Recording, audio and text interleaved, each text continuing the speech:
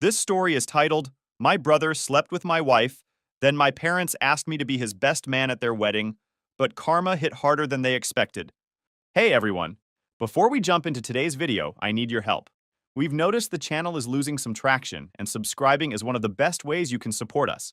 It's quick, free, and it helps us keep bringing you awesome content. Your support means the world. Let's keep this channel growing together. Thanks so much. Now let's start the video. 36 male, never thought I'd be typing this out. But here we are.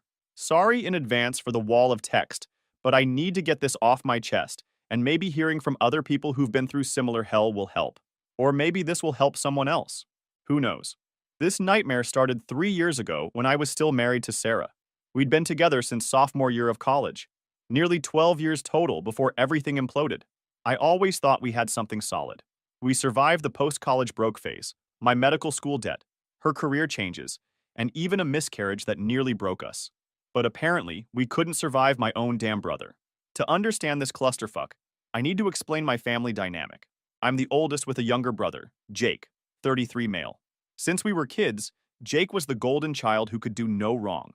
My parents, especially my dad, treated him like he was God's gift to humanity. I was the responsible one who worked my ass off for every scrap of recognition, while Jake coasted through life on charm and my parents' checkbook. Example: when I graduated med school and landed a residency at a prestigious hospital after working 80-hour weeks and drowning in $280,000 of student loans, my parents sent a generic congrats text.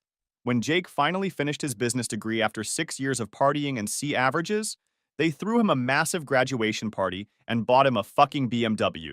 A brand new BMW. For graduating with a 2.4 GPA.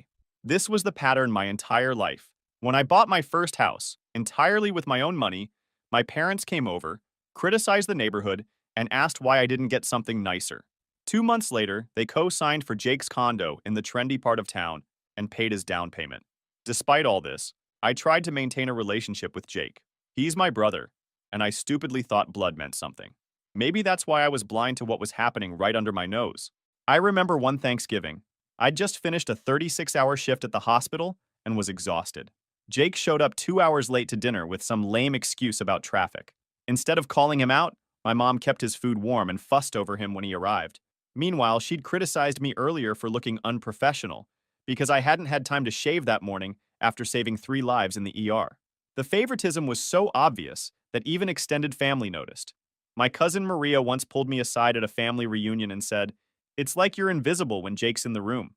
She wasn't wrong. At my grandfather's funeral, my eulogy, I was the only grandchild who'd gone into medicine like him, was cut short because we're running behind schedule. But they gave Jake 10 minutes to ramble about 2 fishing trips he'd taken with Grandpa. When I met Sarah in college, I felt like I finally had something that was completely mine. She was smart as hell, ambitious, and had this infectious laugh that could light up a room. We clicked immediately. She was getting her degree in marketing, and I was pre-med. We were both driven and understood the late nights of studying. By senior year, we were living together in a crappy apartment off campus, splitting ramen and dreaming about our future.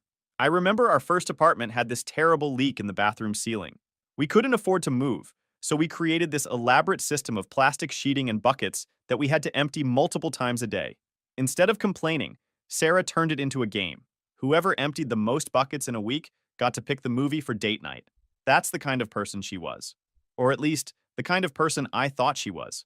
My parents weren't thrilled when I brought Sarah home the first time. She came from a working-class family. Her dad was a plumber, her mom a school secretary, and my mom especially made these little comments about her clothes or her accent.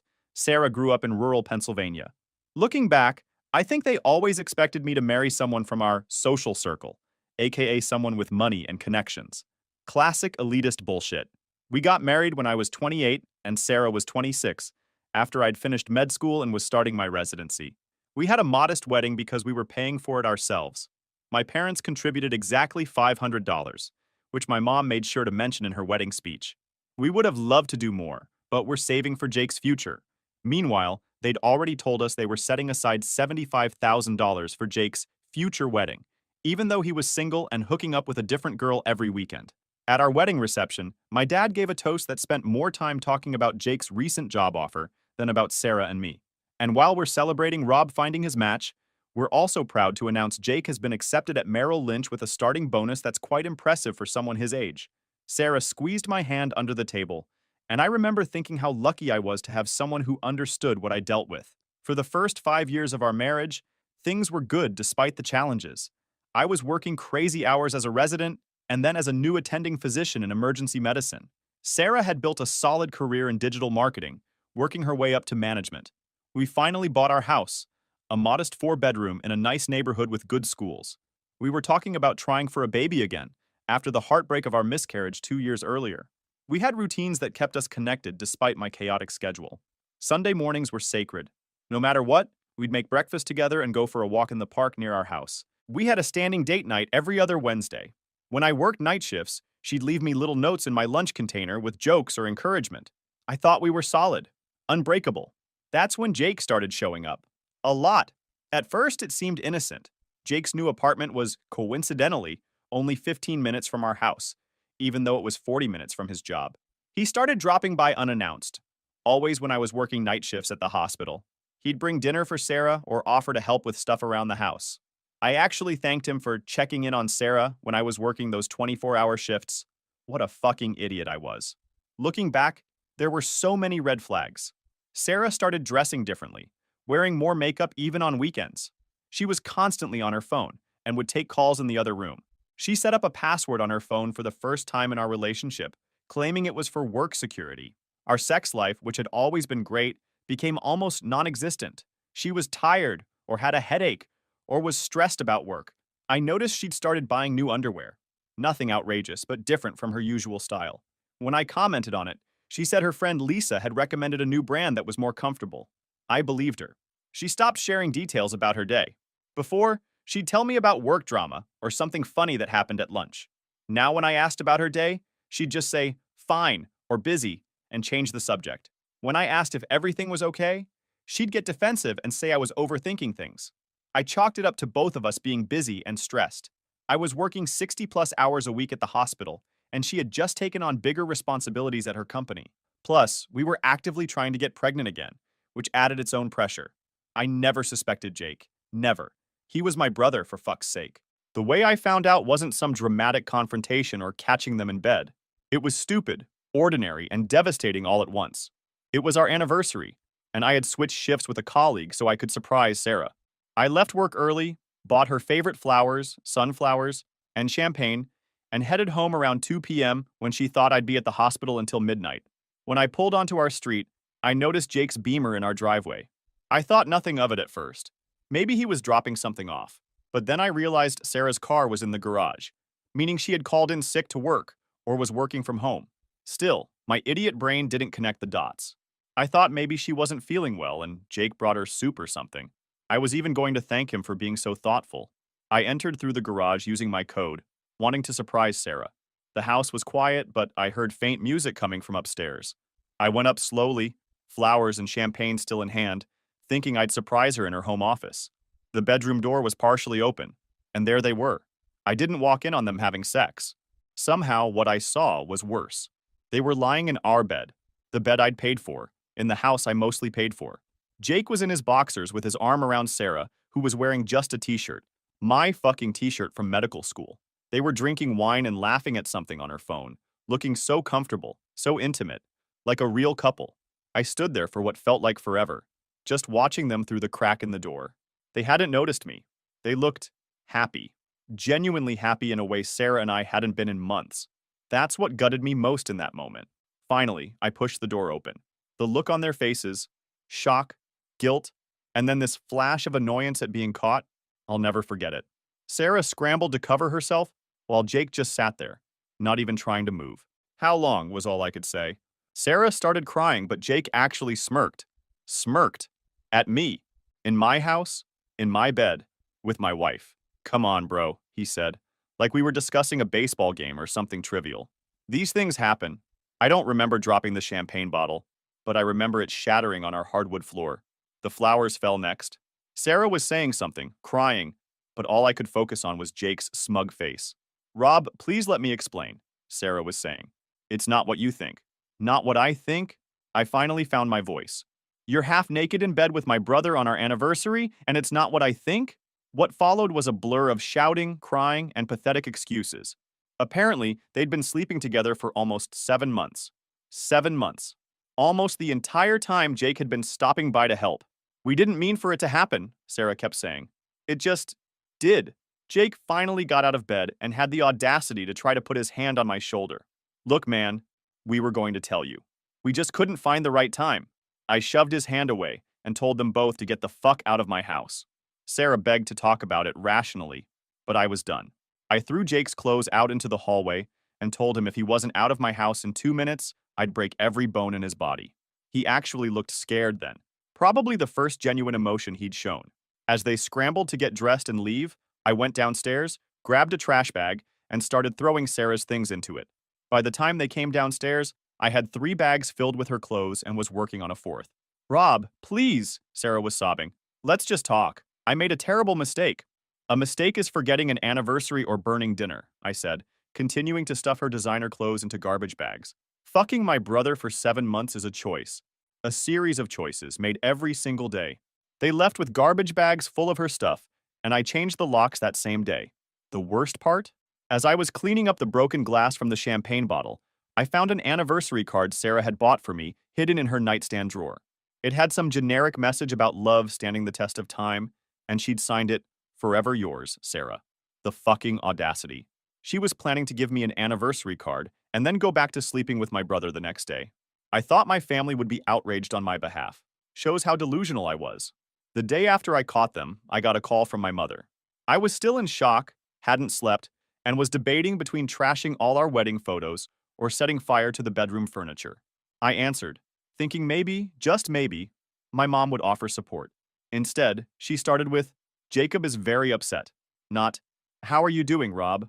Or, "I'm so sorry this happened." No, her first concern was that precious Jake was upset. "Jake is upset?" I laughed, a hollow sound that scared even me.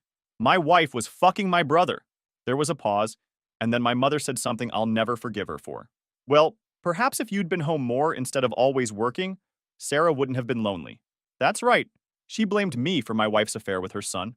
"And you know," she continued, "Jake and Sarah have a lot in common. They're both so creative and social. You've always been so intense. Maybe this is for the best." I hung up and threw my phone against the wall so hard it shattered. Then I sat on my kitchen floor and cried for the first time since I was a teenager. My dad called the next day on my landline. Yes, I still had one. His approach was slightly different but equally infuriating. "This family drama is bad for business," he said. My father, the successful real estate developer, always concerned with appearances. "We need to resolve this quietly. Jake feels terrible about how you found out, but what's done is done." "How I found out," I repeated. "The problem isn't how I found out. The problem is that my brother was fucking my wife." My dad sighed like I was being a difficult child. "Robert, these things happen in families. The important thing now is to handle this with dignity. No one needs to know the details. We'll say you and Sarah grew apart, and eventually, after a respectful amount of time, she and Jake found comfort in each other." I laughed again, that same scary laugh. "You want to rewrite history to protect Jake's reputation. Typical." "I'm trying to protect all our reputations," my father said sternly, "including yours." "I don't give a shit about my reputation," I told him. "And as far as I'm concerned, I don't have a brother anymore. Or parents, for that matter." I hung up on him too. The next few weeks were a haze of rage and paperwork. I filed for divorce immediately, citing adultery and naming Jake specifically. I knew this would make the divorce public record, potentially embarrassing my status-conscious family. Good. Sarah tried to contact me multiple times, leaving tearful voicemails begging for a chance to explain, as if there was any explanation that could justify what she'd done. I blocked her number. Jake tried once to come to my house, but I met him at the door with a baseball bat and a promise that if he stepped 1 foot on my property, I'd make sure he'd be drinking through a straw for the next 6 months. He backed off quickly. My colleagues at the hospital noticed something was wrong, but I deflected their concerns. I threw myself into work, picking up extra shifts to stay busy and away from my empty house. On my rare days off, I started boxing at a local gym, taking out my rage on punching bags instead of my brother's face. Then came the email from my mother that pushed me over the edge. The subject line simply read, "The engagement." The email was short and to the point. "Robert, Jacob, and Sarah have decided to make their relationship official. They've become engaged and plan to marry in June at the country club. Your father and I are hosting. We know this is difficult, but Jake has asked that you be his best man. He says despite everything, you're still his brother, and he wants you by his side on his special day. This could be a good opportunity for healing. Family should stick together no matter what. Please call me when you're ready to discuss. Mom. I read it 3 times, convinced it was some kind of sick joke. They'd been officially together for what, 6 weeks? And they were already engaged? And Jake wanted me as his best man? I might have laughed if I wasn't so damn angry. The sheer entitlement, the complete lack of awareness, it was staggering. I printed out the email and taped it to my fridge as a reminder of exactly who my family really was. I didn't respond to the email. Instead, I went to the gym and hit the punching bag until my knuckles bled. The next day, I received a text from Jake. Got the time off for the engagement party next month. Hope you'll be there. We need to bury the hatchet, bro. That's when I decided the high road wasn't working for me anymore. These people, my so-called family, and my cheating ex, weren't just moving on with their lives. They were actively trying to pull me into their narrative, to normalize what they'd done as if it was just some minor disagreement. I finally responded to my mother's email. Let me be crystal clear. I will not be attending any engagement party, wedding, or family function where Jake and Sarah are present. Jake is no longer my brother, and you are no longer my parents if you support this sham of a relationship. Go ahead with your wedding plans. But know that if you do this, you are choosing Jake over me for the last time. My mother's response came within minutes. You're being childish and selfish. This isn't just about you. Jake and Sarah are in love, and Sarah is pregnant. You need to grow up and accept that life doesn't always go as planned. Pregnant. The word hit me like a truck. Sarah was pregnant with my brother's child. Sarah, who had cried in my arms after our miscarriage, promising we'd try again when the time was right. The time was apparently right, just not with me. I remember sitting at my kitchen table staring at that email for what felt like hours. Then something inside me just snapped. Not in a violent way, but in a moment of perfect clarity. These people weren't worth my pain. They weren't worth my rage. They certainly weren't worth my forgiveness. That night, I made a decision. I was done being the bigger person. I was done turning the other cheek. It was time to show my family and Sarah exactly what they'd thrown away. I also decided that day to reach out to a therapist. I was clearly struggling to process everything, and while revenge might feel good in the moment, I needed to make sure I wasn't destroying myself in the process. It was one of the best decisions I've ever made. The therapist helped me see that what I was feeling was normal. The betrayal, the rage, the grief, all of it was a natural response to trauma. She also helped me channel those feelings into more productive outlets than just fantasizing about ruining Jake's life, though I still did plenty of that. I spent the next few months transforming myself and my life. I hired the most ruthless divorce attorney in the city, a woman known for leaving cheating spouses financially devastated. I made sure Sarah knew exactly who was representing me. At work, I accepted a promotion to Chief of Emergency Medicine that I'd previously been hesitant about because it would mean even more hours away from home. Now, that didn't matter anymore. The significant salary bump would be useful for what I had planned. I sold the house, my house that I'd paid 90% of the down payment for. Sarah tried to fight for her fair share in the divorce, but my lawyer had a field day with the evidence of her adultery. In the end, Sarah walked away with far less than she'd hoped. I bought a sleek penthouse downtown, with floor-to-ceiling windows and views of the city. I hired a personal trainer and started working out 6 days a week, channeling my anger into transforming my body. I traded in my sensible sedan for a Porsche 911, something I'd always wanted but had deemed too impractical when I was married. I also started dating. Nothing serious, just dinner with attractive, successful women. I made sure these dates happened at visible restaurants where mutual friends might spot us. And I was always the perfect gentleman. Charming, attentive, generous. The word got back to Sarah, as I knew it would. One of her friends, Megan, actually reached out to me on Facebook. You look great, Rob. Sarah mentions you sometimes. I think she regrets what happened. I didn't respond, but I made sure to post a photo the next day of me and my date at a concert Sarah and I had planned to attend before everything fell apart. All the while, I was quietly making other moves. I hired a private investigator to look into Jake's business dealings. My brother had recently started his own investment firm, heavily funded by my parents.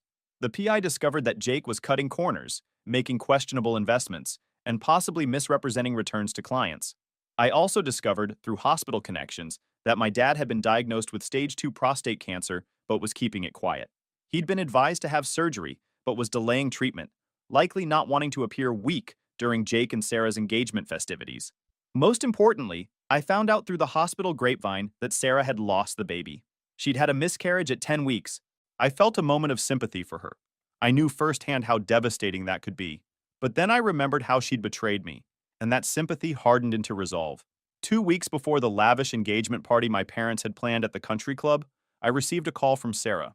I almost didn't answer, but curiosity got the better of me. Rob? Her voice was small, hesitant. Please don't hang up. What do you want? I kept my voice neutral. I I lost the baby.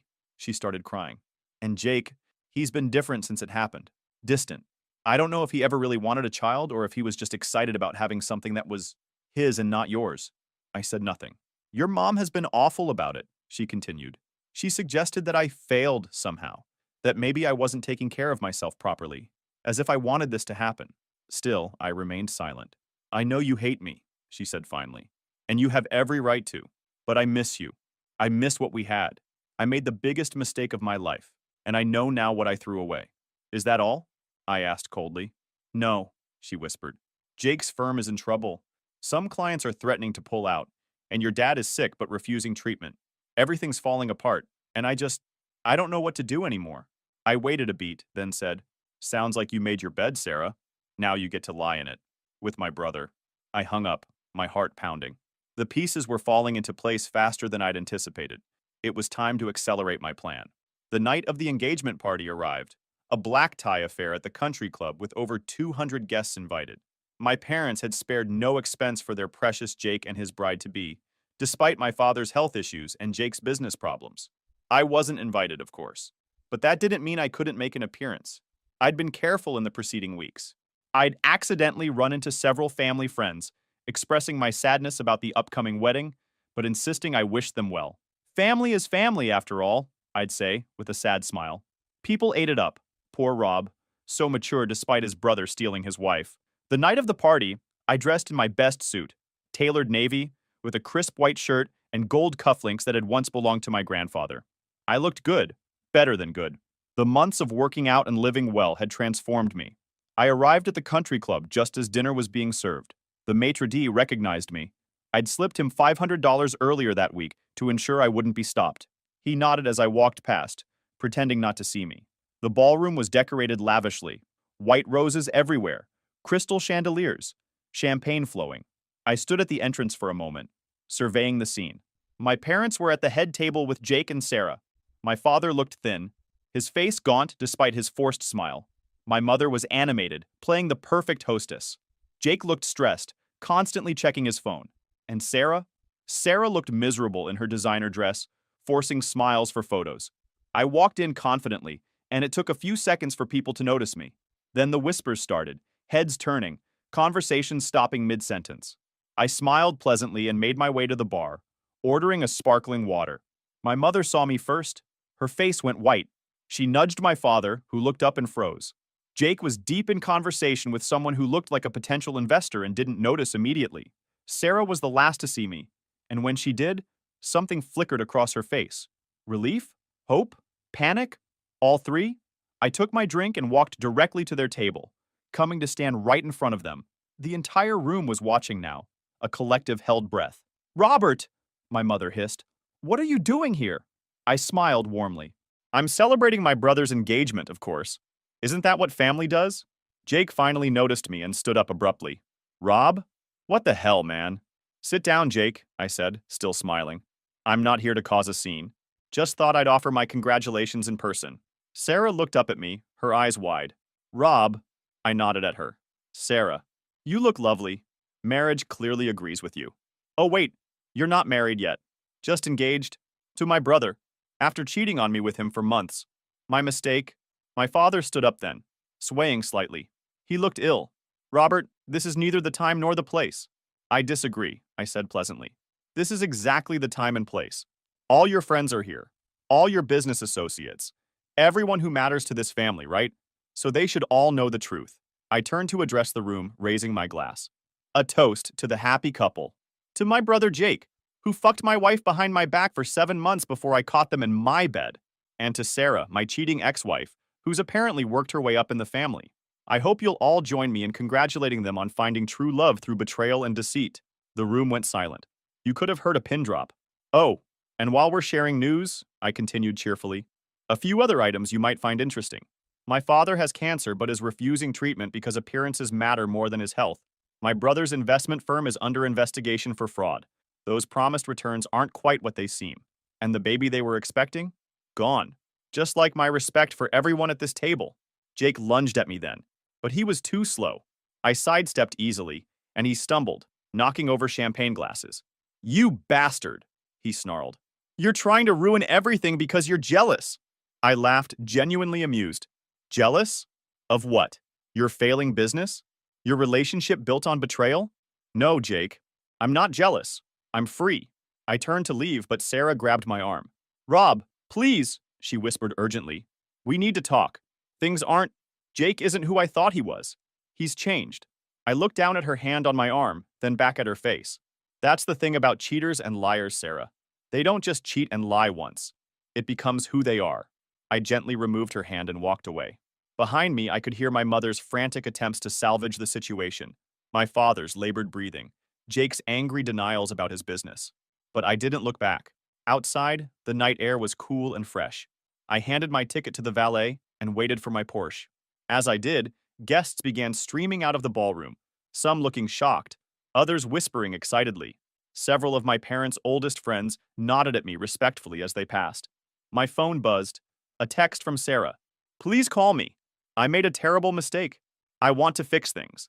Then another from Jake. You're going to regret this, bro. I swear to God. And finally, one from my mother. Your father collapsed. We're taking him to the hospital. Is this what you wanted? I deleted all three without responding. The next morning, I received a flurry of calls. My father had indeed been taken to the hospital. My hospital. As chief of emergency medicine, I'd been notified immediately, but had delegated his care to another physician. He was stable, but would need the surgery he'd been postponing. Jake's business partners were pulling out left and right, and the SEC was now openly investigating his firm. Sarah had moved out of his apartment, unable to handle the fallout. Over the next few weeks, the begging started. Jake called daily, leaving increasingly desperate voicemails about how sorry he was, how he'd always been jealous of me, how he needed my help with his legal troubles. My mother emailed constantly, switching between guilt trips about my father and pleas for family unity. The most persistent was Sarah. She showed up at my hospital, my gym, even my new penthouse, always with tears and apologies and declarations that she'd made the worst mistake of her life. She'd cut off her long hair, the hair I'd always loved, into a short bob that made her look older and more severe. Her designer clothes had been replaced with simpler outfits. She was trying to be the Sarah I'd fallen in love with in college, but that woman no longer existed for me. One day, she cornered me in the hospital parking garage. Rob, please, just 5 minutes. I've been trying to reach you for weeks. I have nothing to say to you, I told her, walking toward my car. Jake was a mistake, she said, following me. A horrible mistake. He never loved me. He just wanted what you had. As soon as you were out of the picture, he changed. He started staying out late, flirting with other women in front of me. When I lost the baby, he was relieved. He said maybe it was for the best. I stopped and turned to her. And this surprises you? You thought the man who would sleep with his brother's wife behind his back for months would somehow be loyal to you? She flinched. I deserve that. I know I do. But Rob, what we had was real. We can fix this. I know we can. I laughed. There's nothing to fix, Sarah. You destroyed everything. And the worst part? I'm glad you did. Because now I see who you really are. Who my family really is. And I'm better off without all of you. You don't mean that, she said, tears streaming down her face. I know you don't. I've never meant anything more, I said, getting into my car. Don't contact me again. After weeks of their collective harassment, I finally agreed to meet all three of them at a neutral location, a private room at an upscale restaurant downtown. They arrived together, Jake looking haggard in a rumpled suit, my mother thin and anxious, Sarah hovering uncertainly at the edge of the group. Thank you for coming, my mother began. We know you're angry, but we're family. We can work through this. I smiled. I'm not angry anymore. I'm indifferent. There's a difference. Jake leaned forward. Look, Rob, I fucked up. I know that. But I'm drowning here. The SEC is crawling up my ass, investors are suing, and my reputation is shot. I need your help. My help? I raised an eyebrow. What could I possibly do for you? Your friend from college, Tim Matthews. He's with the SEC now. You could talk to him, tell him I made mistakes, but I'm not a criminal. I laughed. But you are a criminal, Jake. Your firm was running a glorified Ponzi scheme. Tim showed me the evidence himself. Jake's face fell. You talked to him already? Of course I did. I'm thorough. My mother clutched her pearls. Robert, please? Your father's health is deteriorating. The stress of all this is killing him. The cancer is killing him, I corrected her. The cancer he could have treated months ago if appearances weren't so important to him. Sarah hadn't spoken yet. She sat staring at her hands. What do you want, Sarah? I asked, making her jump. Why are you even here?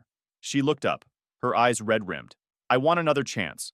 I know I don't deserve it, but I'm asking anyway. These past months have shown me what a horrible mistake I made. You mean the mistake of cheating on me with my brother? Or the mistake of getting caught? Or maybe the mistake of discovering that Jake isn't the perfect golden boy after all? She flinched. All of it. I was flattered by Jake's attention. You were working so much, and he was always there, telling me how beautiful I was, how I deserved more attention. Classic predator moves. I nodded. And you fell for it. Yes, she whispered. I did, and I've lost everything because of it.